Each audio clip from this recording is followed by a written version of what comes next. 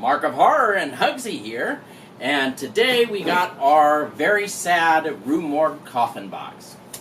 As you can see, I took it out of the outer envelope, not outer box, mind you, outer envelope, and of course it was bashed in. But that's not actually what makes it sad. I was doing comparisons between this and Loot Crate Fright, which each arrive every other month, and last time this one won. Well, this one, without even opening it, I know it loses, because this is the last one. They decided to cancel Coffin Box, and they're no longer doing Coffin Box anymore, which means I have to find my issues of Rue Morgue elsewhere. I have to subscribe or go to Barnes & Noble. But I really liked it because it always had an issue of Barnes & Noble. It always had an issue of Rue Morgue in it, and it always has a Blu-ray in it, and along with some other goodies. This month, I got an issue of Rue Morgue, of course, as usual. Inspection, the chilling new dystopian novel by Bird Box author Josh Malerman. I finally got a chance to watch Bird Box. I've not read it, but I finally got a chance to watch it, and it was pretty good. Return to Pet Sematary, which we actually just went and saw today, and it's not particularly good. It's okay. The New Dawn of Black Horror, which I assume is going to be talking about horror noir, a special on the history of African Americans in horror cinema, and features a childhood friend of mine, Tananarive Dew, who's a film scholar. And Evasion of the Blood Farmers. So looks like a good issue to read. Good last issue from the box. And got a T-shirt,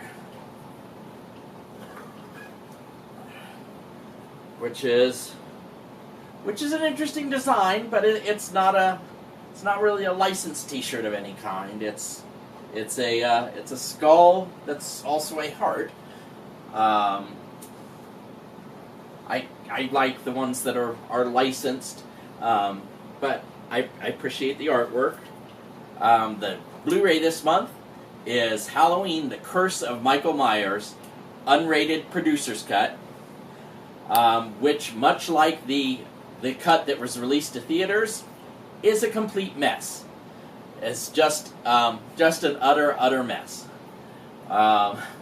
Return to Haddonfield and experience the unrated and extended Halloween: The Curse of Michael Myers, the producer's cut, in crisp HD, taken from the original work print of the film, the producer's cut, often called Halloween 666 among fans, and there aren't a lot of them. Includes almost 70 minutes of alternate unedited footage, as well as a shocking alternate ending. Also starring legendary actor Donald Pleasance and Paul Rudd. Also includes digital HD. So it was nice that they sent this. I, of course, have the Halloween box set, so I have this. But it was a good pick for their last box. They sent along a pin. Can you focus in on the pin? I can get a little close. You'll want to put your hand out further. There you go. Now I can see it. Okay. It's a nice pin. It looks very Mardi Gras-ish. Skull with a top hat, and the top hat has a feather in it. And there's a motif around it. And they include Hellraiser 3 Hell on Earth set of 6 drink coasters, which is really cool. I'm guessing that they use... A lot of times they use... for Hellraiser products, they use Hellraiser 3, so I'm guessing the licensing fees are much less than licensing actual Hellraiser. Different company. Lament configuration. It's very similar to your box over here. More lament configuration. That's the same. That's the same as, yes. That's the same as that one. Anyway, it has 2 each of 3 different Lament series configurations, and the back has Hellraiser 3 Hell on Earth.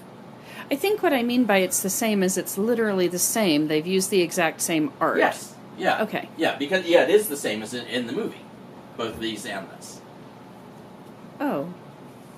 That never occurred to me as a possibility. And a note. We've just hit a year of sending out Rue Morgue Coffin boxes, and it has been one of the most exciting years for Rue Morgue and HorrorPack.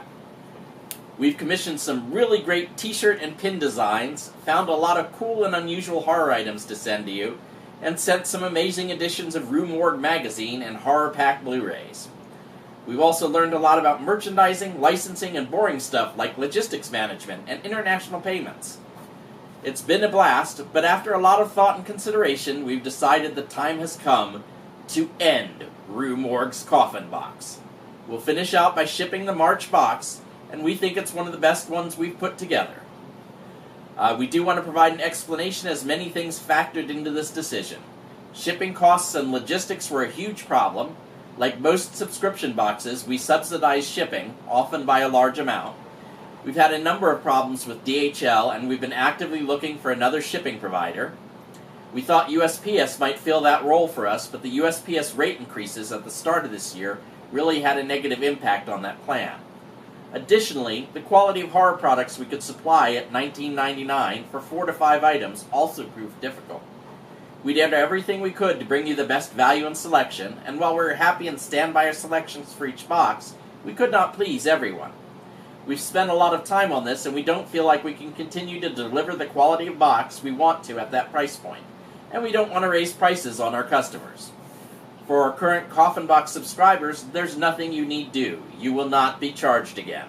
All subscriptions have been canceled and will not auto-renew. We hope you will continue on with a subscription to Rue Morgue magazine, and or choose to subscribe to a DVD or Blu-ray horror pack subscription.